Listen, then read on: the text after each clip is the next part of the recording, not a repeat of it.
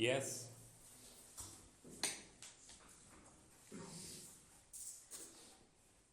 अगर आप में उत्साह की आग नहीं है तो उसी उत्साह से आपको बाहर भी कर दिया जाएगा।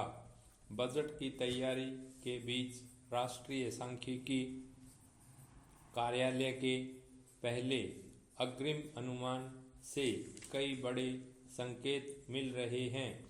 इस अनुमान ने देश की जीडीपी विकास दर को आरबीआई, आईएमएफ, वर्ल्ड बैंक और एडीबी और एस&पी के अनुमानों क्रमशः 6.6, 7.0, 7.0, 6.5 और 6.8% से घटाकर 6.4% कर दिया है। अर्थव्यवस्था के 3 सेक्टर्स के कुल 8 उप सेक्टर्स में से 2 कृषि और लोक प्रशासन को छोड़कर अन्य 6 में भारी गिरावट हुई है। नीतिकारों की चिंता यह होनी चाहिए कि भारत की वास्तविक मिश्रित वार्षिक विकास दर पिछले 6 वर्षों में घटकर 5.9% रह गई है, जबकि पिछले 4 वर्षों में तो मात्र 4.8% रह गई। हम यह कहकर खुश हो सकते हैं कि दुनिया के तमाम बड़े देशों में विकास दर भारत के मुकाबले काफ़ी कम है, लेकिन यह समय चीन, जापान या अमेरिका से तुलना का इसलिए नहीं है क्योंकि चीन का जीडीपी आयतन भारत से 5 गुना है, जबकि जापान में आबादी कम है और अमेरिका में आबादी भारत के मुकाबले 25% और जीडीपी आयतन 8 गुना ज़्यादा है। निजी अंतिम उपभोग व्यय और सरकारी फिक्स्ड पूंजी निर्माण किसी भी अर्थव्यवस्था में क्रमशः 60 और 30% योगदान के साथ ग्रोथ इंजन होते हैं। दुर्भाग्य से इन दोनों में गिरावट है। नए वर्ष में प्रवेश के साथ एक संकल्प लें कि हम अपना मेमोरी मैनेजमेंट इस वर्ष बहुत अच्छा रखेंगे। मस्तिष्क का मूल स्वभाव है कि ये ज्ञान तो अपने भीतर अधिक मात्रा में भी रख सकता है, लेकिन जब अधिक मात्रा में जानकारी इसमें उतरती है तो मस्तिष्क फिर गड़बड़ा जाता है। और यहीं से मेमोरी लॉस होने लगता है। स्मृति प्रबंधन में 2 बातें होती हैं। एक तो आपका मस्तिष्क आपको याद दिलाता है और दूसरा बाहर के साधन आपकी मदद करते हैं, जैसे आपका कोई सहायक हो या आजकल ये काम मोबाइल भी करता है। मोबाइल ने आपको याद दिलाने में सुविधा तो दी, लेकिन एक आंतरिक नुकसान कर दिया। जब आप बहुत सारी बातें मोबाइल पर आधारित होकर ही याद रखते हैं तो आपका मेमोरी लेवल कमज़ोर होने लगता है। मनोवैज्ञानिक मानते हैं कि बार बार किसी बात को दोहराने से, याद करने से स्मृति का स्तर अच्छा हो जाता है। तो 2 काम नियमित करिए, पूजा और योग। दोनों ही बातें मेमोरी मैनेजमेंट के लिए ज़रूरी है। जब जूलियस सीजर की सीनेट ने 1 जनवरी को वर्ष का पहला दिन तय किया था, तो इसके पीछे केवल नए सिरे से शुरुआत करने का ही विचार नहीं था। यह वह समय भी था जब सिविल कार्यालय में बैठे लोगों को अपनी जिम्मेदारियां निभानी थी। 45 ईसा पूर्व से चली आ रही इस परंपरा के तहत आइए केंद्र सरकार से अपेक्षा करते हैं कि वह 2025 में इन बिंदुओं पर फोकस करके बेहतर काम करेगी। नंबर 1, महंगाई पर लगाम। खुदरा मुद्रास्फीति अक्टूबर 2024 में 14 महीने के उच्चतम स्तर 6.21% और खाने पीने की चीज़ों की महंगाई 15 महीने के उच्चतम स्तर 10.87% पर पहुंच गई। 2023 में परिवारों द्वारा बचत 50 साल के निचले स्तर पर पहुंच गई थी। नंबर 2, जीडीपी को बढ़ाना। राष्ट्रीय सांख्यिकी कार्यालय ने जीडीपी वृद्धि अनुमानों को घटाकर 6.4% कर दिया है।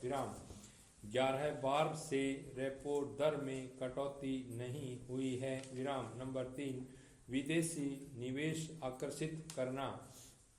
2022-23 और 2023-24 के बीच 13,000 करोड़ रुपए का प्रत्यक्ष विदेशी निवेश कम हुआ है। नंबर 4, रुपए की मजबूती। दिसंबर में रुपया लगातार तीसरे सत्र में कमजोर रहा और डॉलर के मुकाबले 85.27 के सर्वकालिक निचले स्तर पर बंद हुआ। नंबर 5, रोजगार।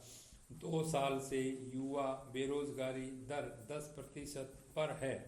कॉलेज से स्नातक होने के बाद भी आधे से अधिक छात्र रोजगार के लिए तैयार नहीं हैं।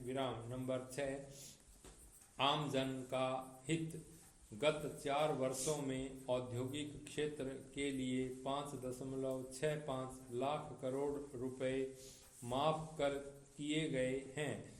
देश में सबसे बड़ा नियोक्ता कृषि है, लेकिन कर्ज माफी में उस पर सबसे कम ध्यान दिया गया है। नंबर 7, सभी को भोजन। हर साल 17 लाख भारतीय अपर्याप्त भोजन से हुई बीमारियों से मर जाते हैं। नंबर 8, सभी के लिए समान मजदूरी। पिछले दशक में वास्तविक मजदूरी की वार्षिक वृद्धि दर अखिल भारतीय स्तर पर 0 के करीब रही है। पिछले 5 वर्षों में ग्रामीण वास्तविक मजदूरी में 0.4% की गिरावट आई है और कृषि मजदूरी 0.2% पर स्थिर हो गई है। नंबर 9, किसानों का हित। रोज 30 किसान आत्महत्या करते हैं। फरवरी 2024 से एमएसपी पर कानूनी गारंटी के लिए प्रदर्शन करते हुए 22 की जान चली गई है। नंबर 10, महिलाओं की सुरक्षा।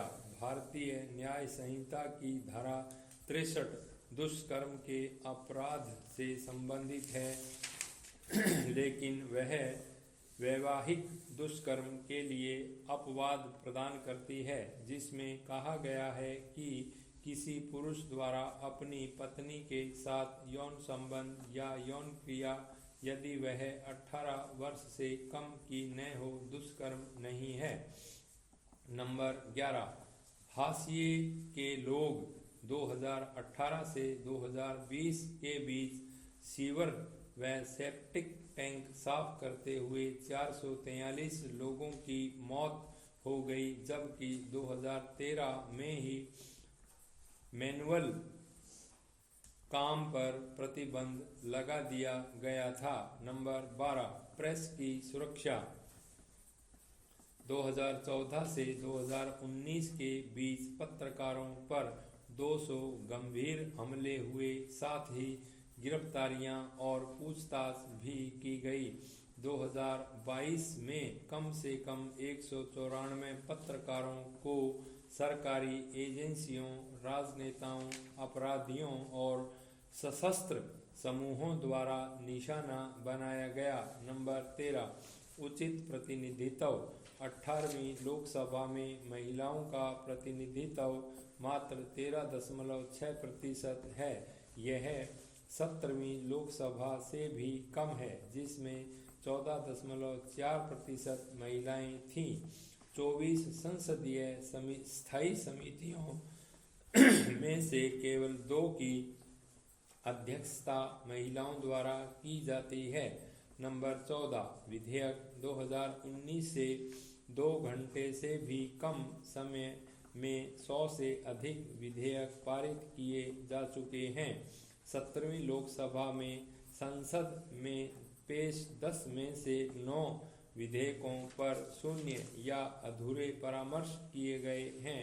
नंबर 15, मणिपुर में हिंसा 1 साल से अधिक समय से जारी है, जिसके कारण 67,000 लोग विस्थापित हुए हैं। इनमें 14,000 स्कूली छात्र भी हैं। प्रधानमंत्री ने अभी तक राज्य का दौरा नहीं किया है। नंबर 16, आलोचना स्वीकारें। पिछले 5 वर्षों में निलंबित किए गए विपक्षी सांसदों की संख्या 13 गुना बढ़ गई है। पिछले 10 वर्षों में ईडी द्वारा दर्ज 95% मामले विपक्ष के लोगों के खिलाफ दर्ज किए गए हैं। नंबर 17, सुरक्षित इंटरनेट। 2014-24 के पहले 9 महीनों में डिजिटल अरेस्ट से संबंधित धोखाधड़ी से 1616 करोड़ का नुकसान हो चुका है। डिजिटल डेटा सुरक्षा नियम 1 साल से अधिक समय पहले अधिनियम पारित होने के बावजूद अधिसूचित नहीं किए गए हैं। नंबर 18, समय सीमा पूरी करें। 2021 की जनगणना अभी तक नहीं हुई है। स्टॉप।